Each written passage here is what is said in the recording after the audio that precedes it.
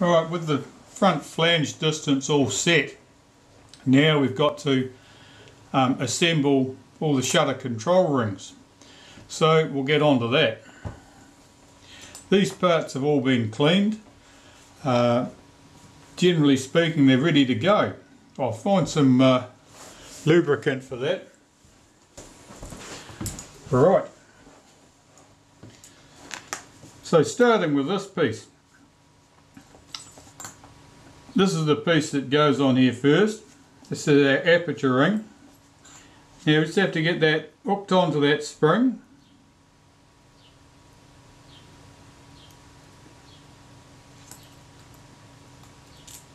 Stretch it out a little bit and then the tab drops into the slot. And that should return neatly in there. Now I'm just going to sneak away off camera and lubricate that with a bit of graphite powder and then blow that powder out. Right, that part's done. Now we start with this ring. Now I'm just going to run a tiny smear of molybdenum on these surfaces, now very thinly indeed. Otherwise it'll just cause these things to stick.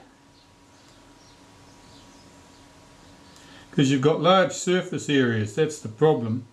You've got large surface areas in contact, then anything that's even vaguely liquid-like will tend to stick stuff together. Right, so there's a slot here, that drops over there, otherwise you'll never get the thing on. Drops down into place and you have to align the end of this brass piece with this slot, so that's correctly aligned there. I'll pop that to one side. Over to the body.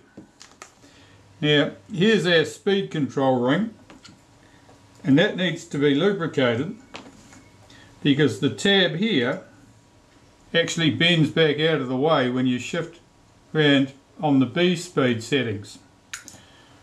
So I'll just lubricate in there with a bit of molybdenum. This can pop into place. It even did. That's set to be. We haven't disturbed anything with our meter. That's still exactly where we left it.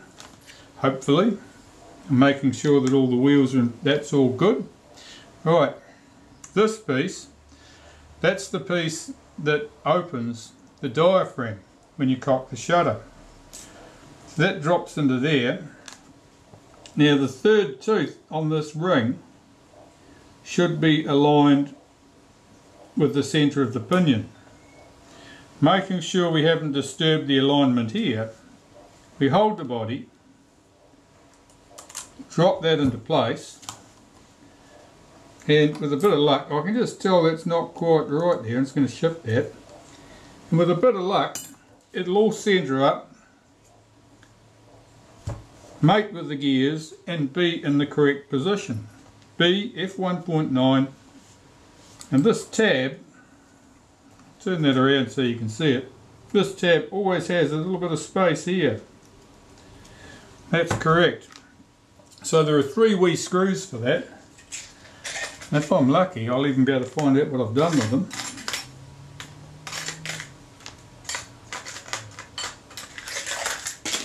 And we can get it assembled. Right, 3 screws. 1, 2, 3. Now, that's a foreigner, that's been replaced at some stage. It's not the original chrome. The longer one of the 3 goes down in this corner, and it goes down into a hole in that base plate. Keeps everything locked. The other 2, one goes here,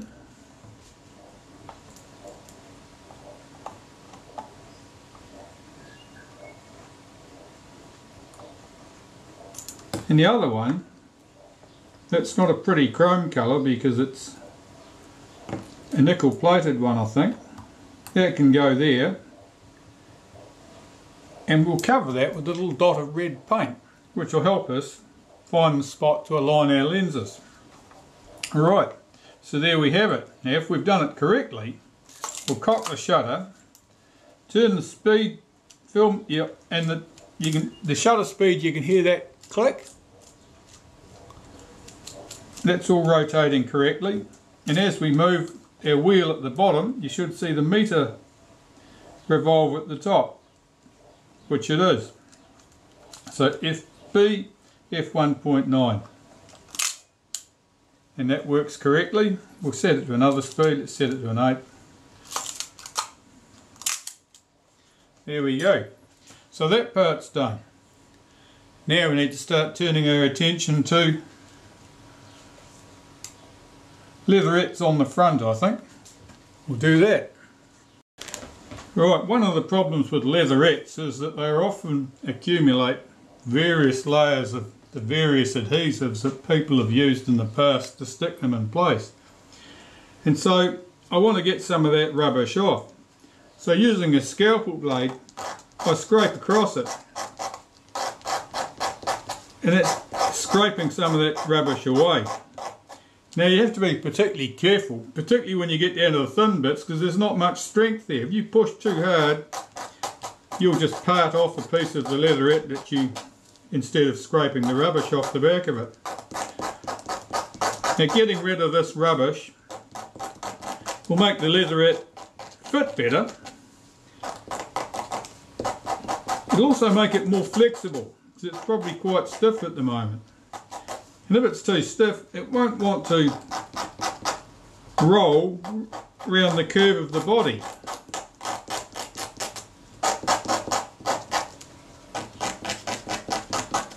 Now these leatherettes are in particularly good condition. Sometimes they're not. Sometimes you don't even get them off in one piece. Now, it's always worth trying to get them off in one piece, but don't panic about it, even if it comes off in 2 pieces. Once it's glued back in place, and those broken edges are butted up against each other, they'll be very hard to see. And even if there's tiny gaps, because pieces have broken away and disappeared, you can fill them with black wax from a crayon. And probably everyone's got a box of Crayola crayons lying around the place that the kids left at home, and that'll work nicely. Right.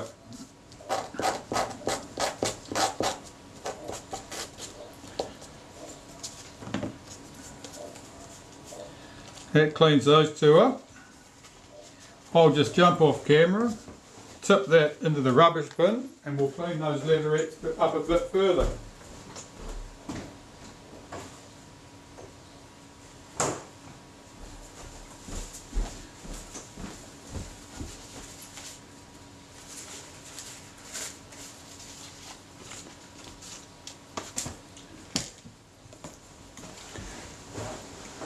So now I'm going to use a bit of Ronsonol and put it on a cotton bud and just use that to wipe the back of those leatherettes. Ronsonol is pretty good. Generally it won't harm the front of the leatherette, but don't push your luck and try it. But it's fine on the back of the leatherette, and that'll lift off any loose rubbish.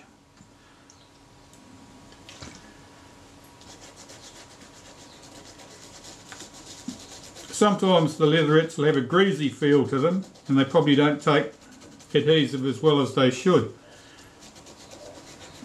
That's either down to skin oil soaking through the leatherettes over time, or it might be down to people attacking the surface with some nice plasticizing polish that they think is going to make the leatherette look pretty. Okay, that's all good. I'll go and find some adhesive and we'll glue them back on. Right. Let's start with this one then.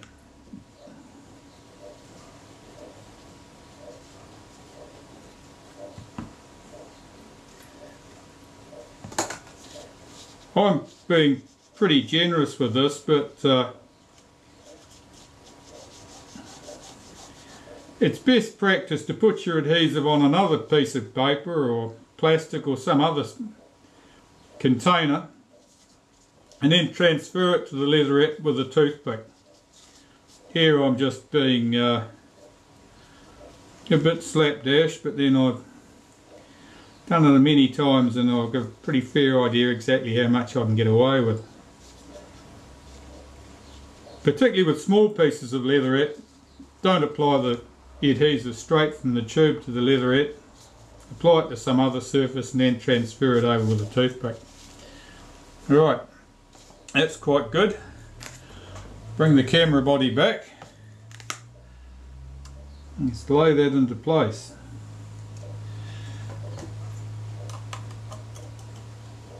Now I'm just making sure that tucks in neatly around that flash sink, and make sure that bottom corner tucks neatly into the bodywork there. Roll that over, and that should just tuck in against the hinge. Now leatherettes typically are shrunk. They typically shrink over time, probably as the plasticizers have dried out, and so you're often left with gaps around the edges. This one hasn't. It looks pretty good. In service departments in years gone by, when these cameras were comparatively new and parts were readily available from the manufacturer,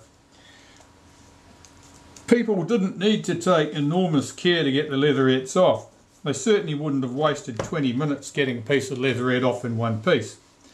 If it didn't come off, or wasn't going to come off particularly immediately, it would just be scraped right off with a scalpel, and then you'd get the new leatherette to replace it. Of course, with old cameras there are no new leatherettes, and consequently it repays the time that you invest in getting your leatherettes off in one piece. When I can remember my time in Kodak, no time at all was wasted getting leatherettes off in one piece. Any resistance and they were just scraped off, and then a new one straight from the parts drawers, which of course the customer paid for, but it was cheaper. Wasn't so it was uneconomic. That was the correct way to do it, because parts were cheap and labour was expensive. If parts were cheap, it would still be the way to do it, but parts, not only not cheap, they're not available.